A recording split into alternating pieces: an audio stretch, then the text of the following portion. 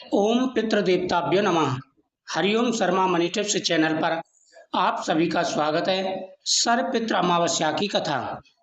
श्राद्ध पक्ष में सर्वपितृ अमावस्या का बहुत ही महत्व है। यह पितरों को विदा करने की अंतिम तिथि है।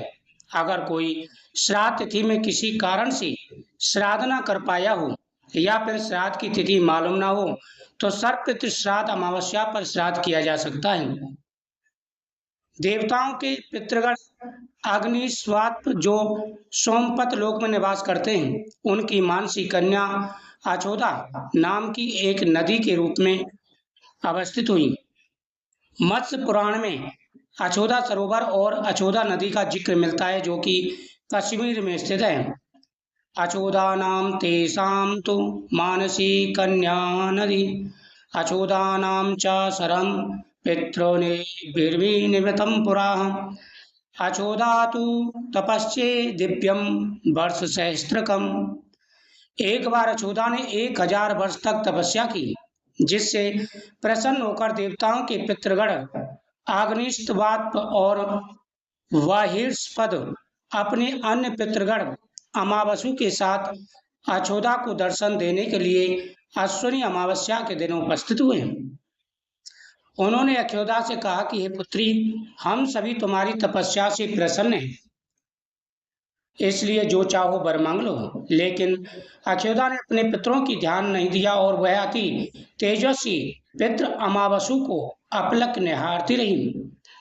पितरों के बार बार कहने पर उसने कहा, हे भगवान, क्या आप मुझे सचमुच वरदान देना चाहते हैं? इस पर तेजस्वी पितृ अमावसु ने कहा, हे अचोदा, वरदान पर तुम्हारा अधिकार सिद्ध है, इसलिए निसंकोच कहूँ। अचोदा ने कहा, भगवान, यदि आप मुझे वरदान देना ही चाहते तो मैं तत्क्षण आपके साथ रमण कर आनंद लेना चाहती हूँ। अचोदा के इस तरह कहे जाने पर सभी पितृ क्रोधित हो गए। उन्होंने अचोदा को श्राप दिया कि वह पितृलोक से पतित होकर पृथ्वी लोक में जाएगी। पितरों के इस तरह श्राप दिए जाने पर अचोदा पितरों के पैरों में गिरकर रोने लगी। इस पर पितरों को दया आ गई। उन्होंने कहा कि अचोदा, तुम पतित योनि में श्राप मिलने के कारण मत्स्य कन्या के रूप में जन्म लोगी। पितरों ने आगे कहा, भगवान ब्रह्मा के वंशज महर्षि पाराशर तुम्हें पति के रूप में प्राप्त होंगे। तुम्हारे गर्भ से भगवान व्यास जन्म लेंगे। उसके उपरांत भी अन्य दिव्य वंशों में जन्म लेती हुई तुम श्राप मुक्त होकर पुनः पितृलोक में वापस आ जाओगी।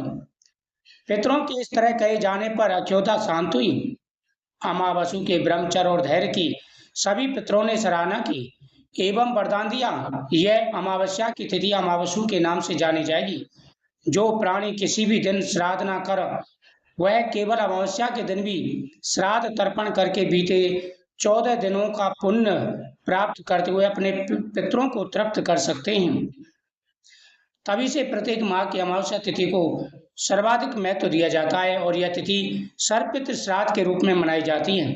उसी पाप के प्रायश्चित हेतु कालांतर में यही अचोदा महर्षि पाराशर की पत्नी एवं वेद व्यास की माता सत्यवती बनी।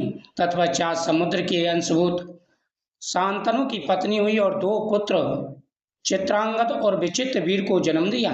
इन्हीं के नाम से कलयुग में अष्टका श्राद्ध मनाया जाता है।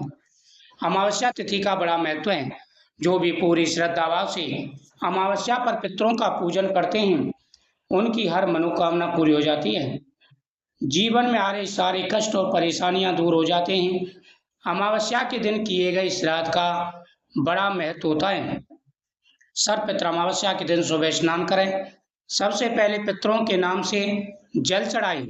ओम पितृदेवताभ्यो तर्प्यन्ताम, ऐसा कहकर के पितरों के नाम से जल चढ़ाएं और देवों के नाम से, ऋषियों के नाम से पीपल वृक्ष पर जल चढ़ाएं। उसके बाद में 1, 3, 5, 7 ब्राह्मणों को भोजन कराएं, ब्राह्मणों को विदा करें और फिर दोपहर को पितरों को विदा करें। ओम सर्वपितृ देवताभ्यो तर्प्यन्ताम, और इस प्रकार कहें, पितरों से क्षमा याचना करें तो सभी प्रकार की मनोकामना पूरी हो जाती है।